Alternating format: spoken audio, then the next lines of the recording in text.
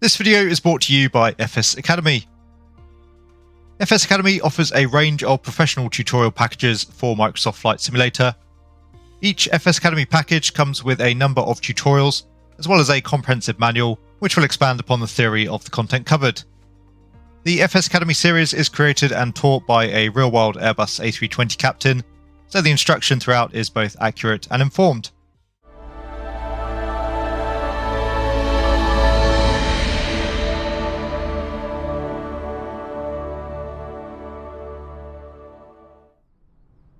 Hello again everyone, and welcome back to the channel. In today's video we are taking a look at the Aeroplane Heaven Globe Swift. I had originally intended to record this as a review of the aircraft, but as you'll probably have noticed from the thumbnail, there were a few events that transpired that weren't really planned for. As a result, we've somewhat done away with the review here today. We're mainly focusing on the flight. That being said, the original plan was to carry out a short VFR hop in the Globe Swift and talk about the aircraft as we go. We are still going to be doing that, so we will still be covering the product itself. But again, going to be focusing a little bit more on the flying here. We'll talk about some of the actions as we go, and we'll follow along with the route versus a real-world VFR chart. Our flight plan fairly straightforward. We are currently on the ground at Burning Blue Designs, Rochester Airport, and we're going to be making a short hop up towards the north towards Burning Blue Designs, Andrewsfield. We'll initially be tracking out towards the east, towards the Brands Hatch race circuit. We'll then be heading northbound, crossing over the River Thames at the Dartford crossing. After that, heading on towards the town of Brentford and then up towards Braintree, then tracking out to the west towards Andrewsfield, which sits just on the east of the London Stansted airspace. Again, as you'll probably have noticed from the video thumbnail, we had some adventures going into Andrewsfield, so I highly recommend sticking around towards the end of the video to watch that. As always, I do hope you enjoy what you see. If you do, please consider giving the video a like and subscribing to the channel. Let's now head for the cockpit of the Globe Swift and we'll get the aircraft started up. So, good morning and welcome to the cockpit of the Aeroplane Heaven Globe Swift. We've just pulled the aircraft down to the pumps, just topped off the tank, so we do have a fully fueled aircraft for our flight today. All set and ready to go, so running through the before start checks, the pre-flight inspection has been completed. Headset has been adjusted, same for our seatbelt. Fuel selector is on the main, cowl flaps are both open.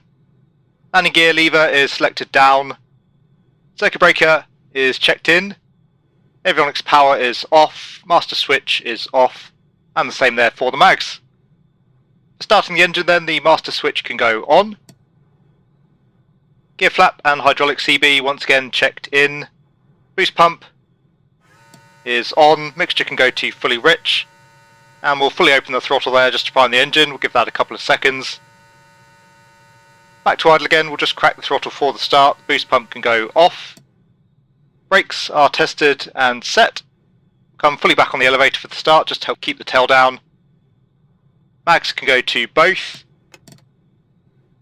And checking the prop area, making sure no one's in the vicinity. A little bit hard, of course, to see over the nose of the Globe Swift, so we'll give everyone a shout. Clear prop! And we can hit the starter. So we do have a good start, pretty noisy in the Swift with the canopy open. The start sounds, I would say, are so-so.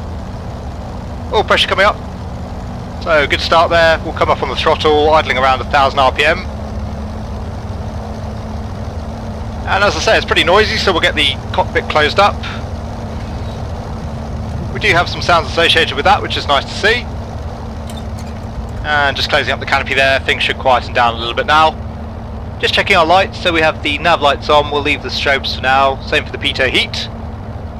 Avionics master can go on. We're not going to be using the comm radios today, so we'll taxi at our own discretion. There's a nice southerly wind today here at Rochester, so we'll be taxiing out for runway 20. That's going to take us a fair bit of time here. Heart brake can come off. We'll come up on the power to get the aircraft rolling. And as I say, we'll make our way out towards runway 20. We'll carry out the run-up en route. I'll see you again once we're down at the holding point and more or less ready to depart.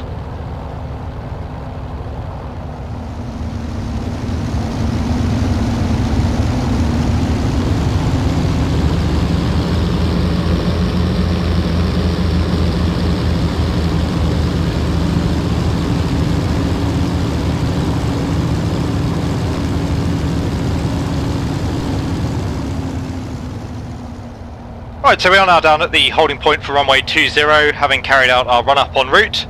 Just running through the last of our before takeoff checks. Flight controls are full and free. Elevator trim is set.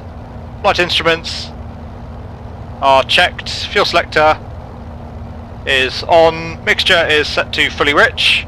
Seatbelts and shoulder harnesses are secure. Canopy is closed and locked. Lights, we'll get the strobe lights on. Heat's on there as well. Radio is set, transponder not installed. Oil temperature, we're looking for above 75 degrees Fahrenheit, currently above about 120 there, so good within limits. Grease pump is off, flaps are up. We are clear for the takeoff, so all clear on final. Park brake can come off. Fully back on the yoke again. No traffic upwind. There is a little bit of weather out to the south, but we should clear that as we turn out towards the west.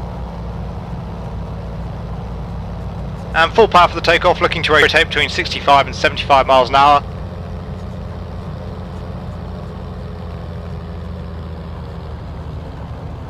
Lined up with the runway. Directional indicator looks good, same there on the compass. We'll take the aircraft on the roll. So just a little bit of back pressure on the yoke, feeding in the throttle. Directional control in the Swift is really good, very easy to keep the aircraft straight on the runway. Says full power. Temperatures and pressures looking good. And just coming up through 65 miles an hour, so easing back on the yoke. Wheels off the ground, we'll tap the brakes. Climbing away nice, see the gear can come up. Just crossing over the motorway, we'll climb away at around 85 miles an hour until we've cleared the tops of the tree line here off the nose.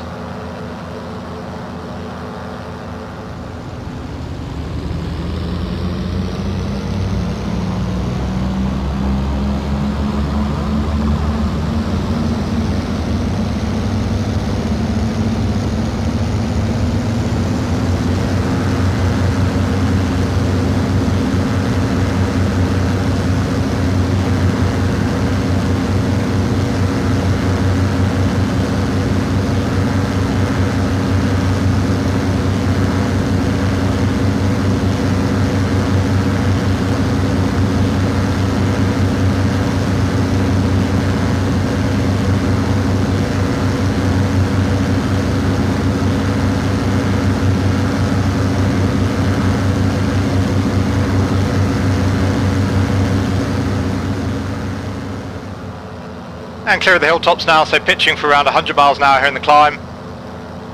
Just coming up on 300 feet, flaps are up, again it was a flaps up takeoff. There's 100 miles an hour, so trimming for that. And just waiting until we come up through 500 feet before we start the turn out to the west. There's 500 feet, so we'll commence our turn. And we'll come back to 25 inches on the manifold pressure for the climb. Gear is indicating up. Once again, temperatures and pressures looking good.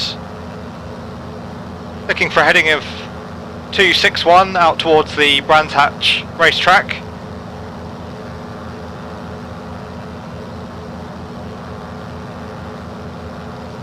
And there's 261. Continuing in the climb for now, looking to level the aircraft off at 2,000 feet. We're threading our way through quite a lot of airspace as we make our way up towards Andrewsfield, so staying down below 2,500 feet is going to make sure that we avoid most of the airspace either way.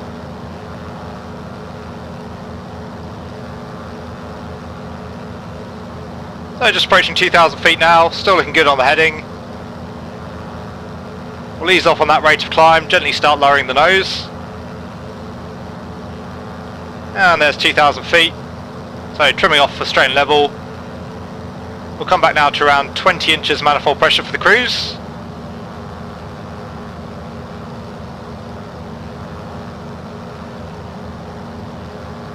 Tracking westbound for now, should be about another 5 minutes to run out towards Brands Hatch. And we've got the M20 motorway there just down on our left. We can track that more or less inbound for now. You can see the motorway forks there off tar 10 o'clock, and the fork out towards the north leads out towards the racetrack itself.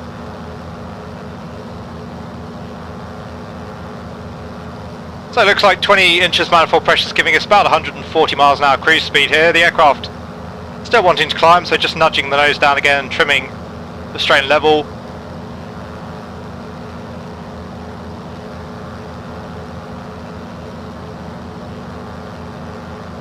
Okay, so again, here's the fork in the M20 motorway. Start keeping a good eye out for the racetrack. Should be somewhere else at our right hand side, given that we turned quite late there onto our westerly heading.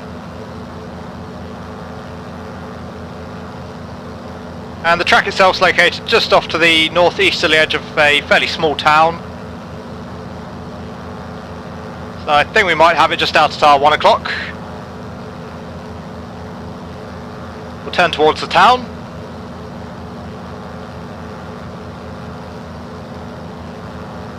And yeah, pretty confident now. There's Brands Hatch just coming up off the nose. So we'll get ourselves comfortably overhead the racetrack. We'll turn on to our next heading and we can start discussing the flight and indeed the aircraft a little bit more once we're comfortable with our references and heading northbound. Next heading is going to be 359, so due north. It'll be a 7-minute leg. We'll note the time once we turn overhead Brands Hatch itself. And we'll just keep the circuit here down on our left. Hopefully we'll get a pretty good view of that as we make our way overhead. 2,000 feet as well looks to be keeping us just below the cloud layer. We may have to weave our way around a little bit here, it looks like, as we head north. But again, we want to keep below 2,500. Our route should have us keeping clear of most of the London airspace anyway, but 2,500 feet will ensure that we're both below the Southend and the London Heathrow airspace. So you can see the racetrack much more clearly now coming up on our left. Never been there myself in the real world, but always enjoyed Brands Hatch in any racing games I've played over the years. Actually one of my favourite UK tracks.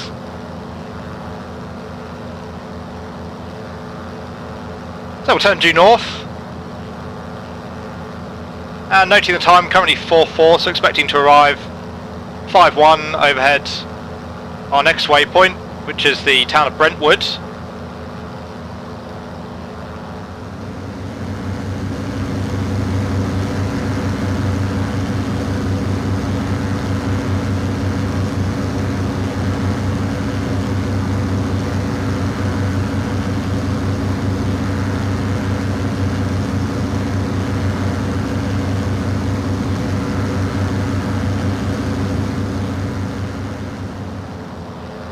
We've got Dartford just off to our 11 o'clock. You can see the Dartford crossing there as well with the Queen Elizabeth II bridge.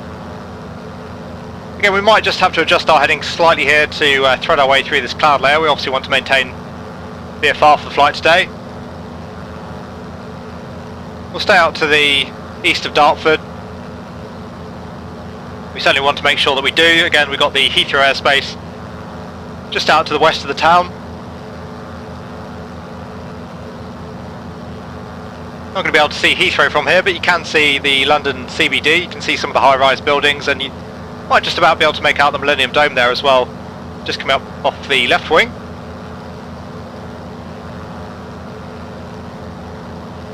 You've got the M25 motorway leading up from the south out towards the north, and again the Dartford crossing stretching over the Thames.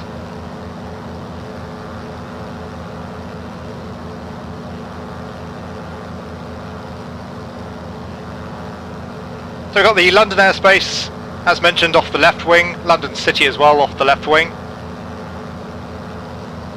Out towards our 2 and 3 o'clock we've got the South End airspace, that's out towards 2,500 feet upwards.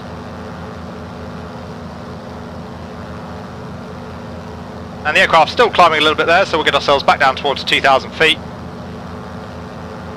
Heading of 020 at the moment, so we're slightly out to the right of our planned track.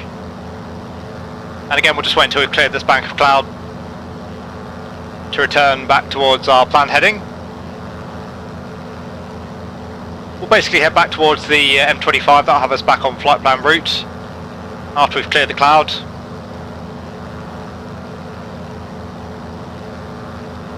Anyway, running through our checks, the compass has been checked, we filled in our flight plan log. Engine's been checked, altitude is good, radios are set. Orientation we already discussed, but we've gross aero check there, we're heading away from the River Thames, so we know we're heading in the right direction. And fuel state. Looking good there at the moment, down to almost 3/4 of our fuel capacity. Still plenty of fuel for our fairly quick run here today, we're only going to be airborne for around 20 minutes. We can start coming now back onto our planned heading. Again, we've got the M25 there, easily visual off at our 11 o'clock. And you can see the M25 starts to curve back out towards the west. We should be just out to the east of the motorway there as it curves off towards the west, so we can point ourselves towards that and we'll be bang on our flight plan course once we come overhead that stretch of motorway.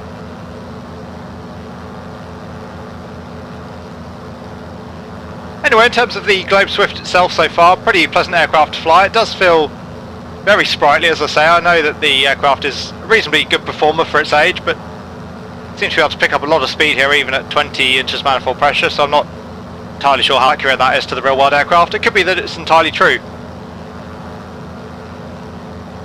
I'll leave that to you to decide for yourselves. As mentioned during the takeoff, the aircraft felt very good in terms of directional control, very easy to control. The tail wanting to lift up naturally, and the aircraft still very controllable with the tail in the air, which often isn't the case in the sim. The aircraft did feel a little bit heavy in rotation, but nothing too egregious, and climbing away, the performance wasn't there initially. It did take a little bit of time to build up speed, but once we did, the aircraft felt pretty good.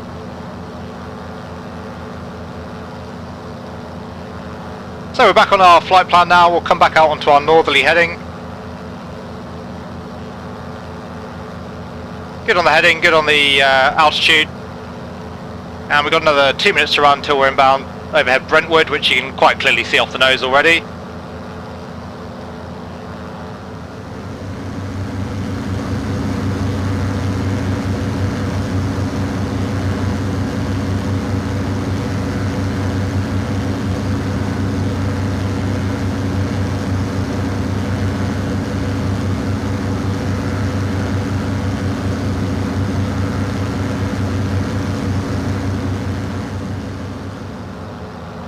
And just coming overhead here, the town centre, so we'll turn out onto a heading of 025.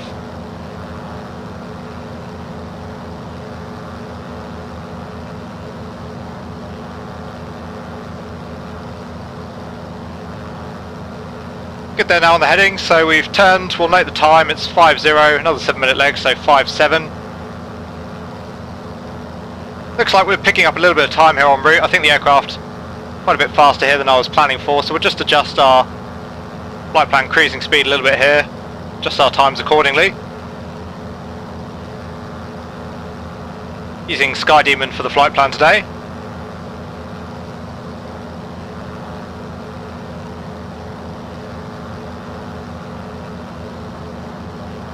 And we don't need to talk to anyone. Once again, we'll carry out the checks. So compass is checked, log is checked, engine, temperatures and pressures looking good, altimeter is good, radios are set, orientation is good. Gross aero checks there. We should have a fairly sizable road tracking out towards the northeast, which sure enough we have. That leads out towards Chelmsford, which is further out at our 1 o'clock.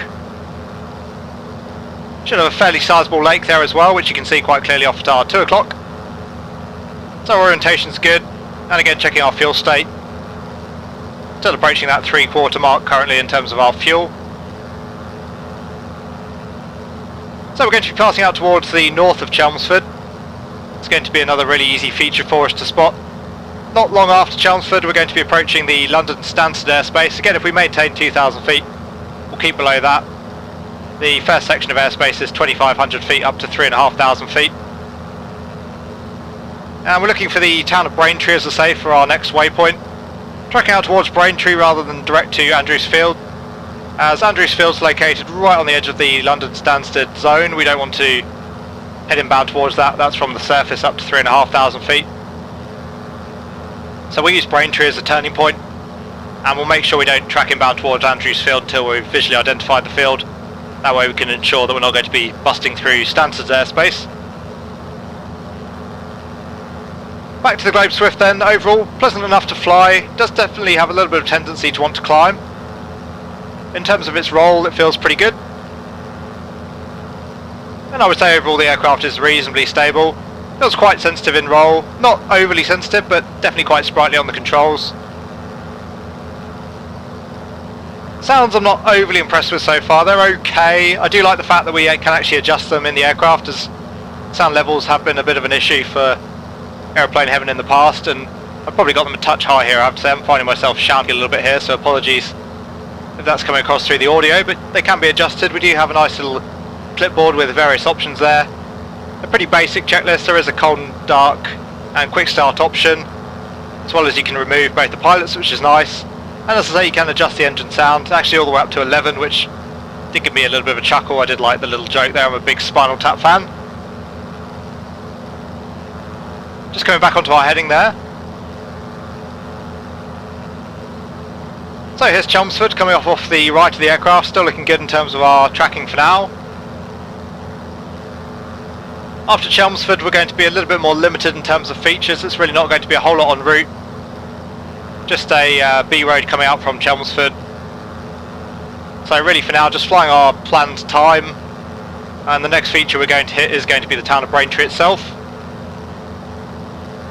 Still having to trim forward here to get the aircraft to maintain 2,000 feet. We're up to 150 miles an hour now on the speed.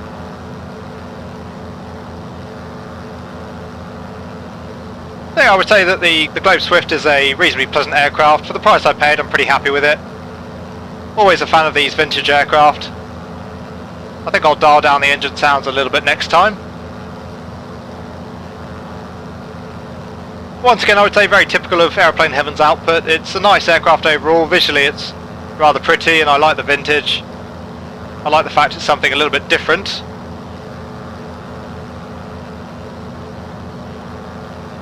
But all that being said, there are still just one or two little features I would like to see tweaked. I will say that I haven't found any obvious bugs so far, which is great to see, as previously when I've reviewed Aeroplane Heaven products there has tended to be one or two bugs with the aircraft. Time currently 5:04, so another 3 minutes to run here. You can quite clearly see now Braintree out at our 1 o'clock. Looks like we just drifted ever so slightly out to the left of our planned route. We'll just point ourselves straight towards the town here. There's no point staying on our heading. That's only going to take us direct towards Andrewsfield, and again, as we've discussed there with the Stansted airspace, we don't really want to be doing that.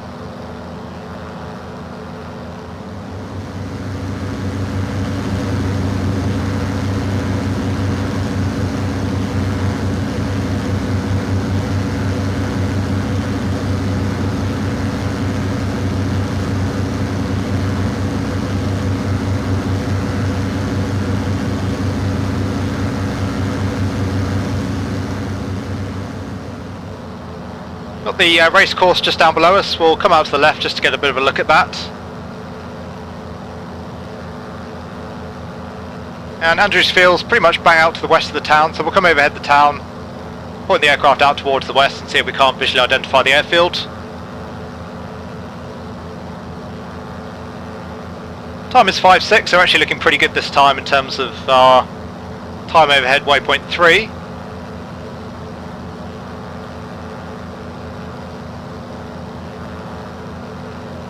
Currently heading out towards the northeast.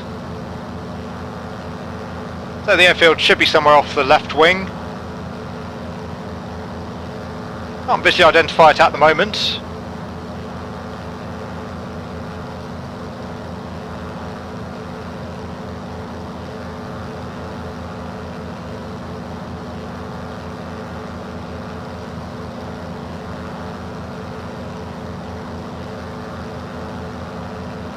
Just coming up overhead Braintree, we'll turn out towards the direction of the airfield. That's on a heading of 274.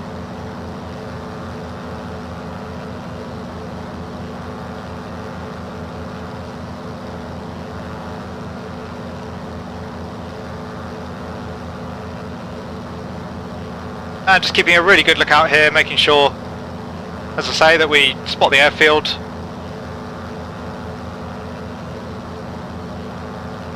If we don't spot it, we'll make another orbit here and have another look.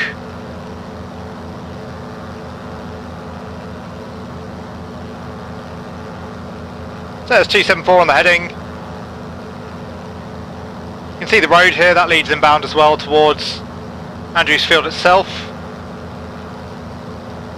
And I think we've got the airfield now just off the nose. Pretty confident with our position currently, so I'm happy to track a little bit further westbound here. We'll just make sure that we do stay out towards the west of the airfield. Sure enough, it's just off the nose, just down below us.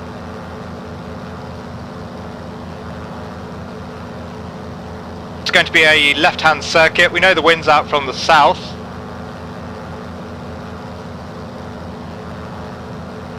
So we're going to have a little bit of a crosswind here for the landing today.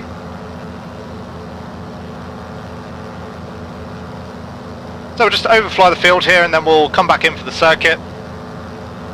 We're not going to head out towards the west on the dead side to descend. Again, that's going to put us in the standard airspace. So we'll come back out over the road here, we'll descend away from the airfield.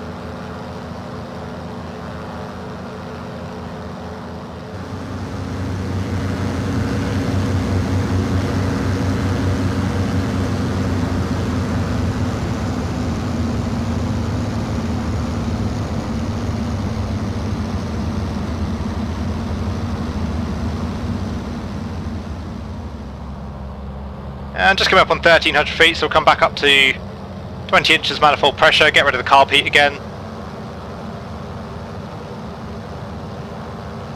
And turning inbound once again towards Andrewsfield.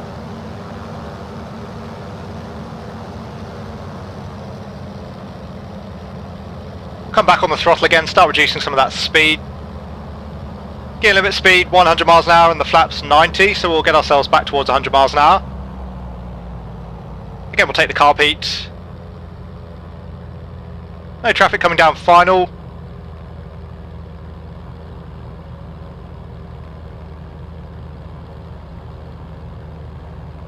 And there's 100 miles an hour, so the gear can come down.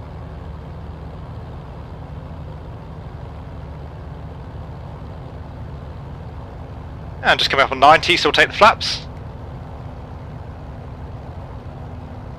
We'll pitch for around 80 miles an hour here as we come down final approach. I'm just going to sidestep the aircraft here a little bit as well, we're a little bit high currently. Interestingly here I notice we're not seeing the gear extension light. That might be why we're struggling here to bleed off the energy. We'll give it just a moment longer, but if we don't see the green light there soon, we'll get ready to carry out the go around, I think. Carry out the go around here, we'll come back for another approach. Get rid of the flaps. And the gear can come up.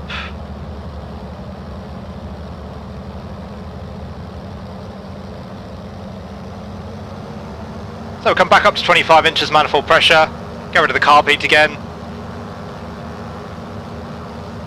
We'll get ourselves back up to 1300 feet here. We'll head back into the traffic pattern. We'll try and carry out a spot of troubleshooting and then we'll go for the approach again.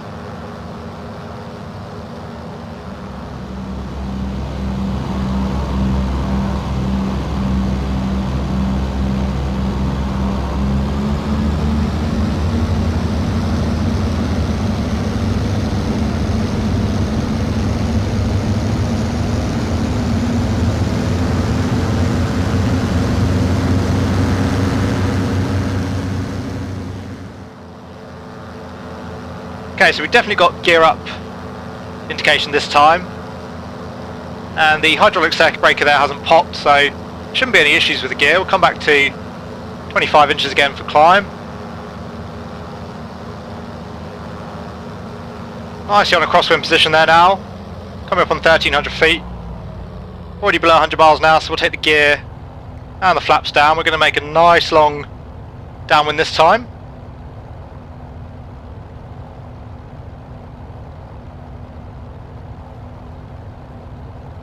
And again we'll take that carb heat with the engine back at idle.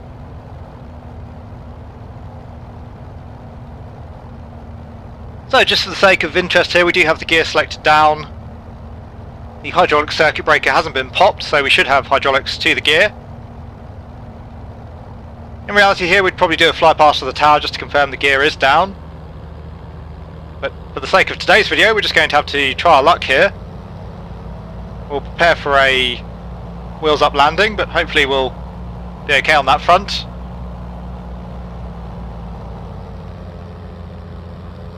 I don't have a checklist to hand here for the wheels up landing, but essentially here we're going to want to approach the runway. Again, we're going to assume that we do have the undercarriage failed here, so we'll take the flaps, we'll hold the aircraft off the ground once we're over the threshold for as long as we can, try and minimise the touchdown speed. In this particular case, we're going to leave the engine running. As soon as we touch down, we'll cut the mixture and kill the mags, try and secure the engine as quickly as possible. Secure the aircraft, and then of course we want to be disembarking as quickly as we can.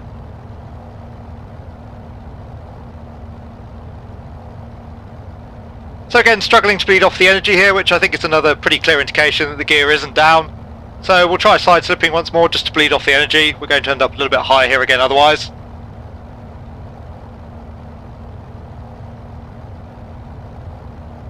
Getting our finals checks out of the way, so pitch is full fine, undercarriage we're not entirely sure about at the moment. Flaps are set, landing clearance not required, the runway is clear. Actually 2 runways at Andrewsfield, but we're going to land down the centre line here. Still fully side slipped here, still struggling to bleed off any speed. Quite a crosswind out from the left. Holding the aircraft off. And we'll have our moment of truth in just a second's time. So sure enough, the gear didn't come down there. We'll get the engine shut down, pulling the mixture there, cutting the mags, and getting the aircraft secure as quick as we can.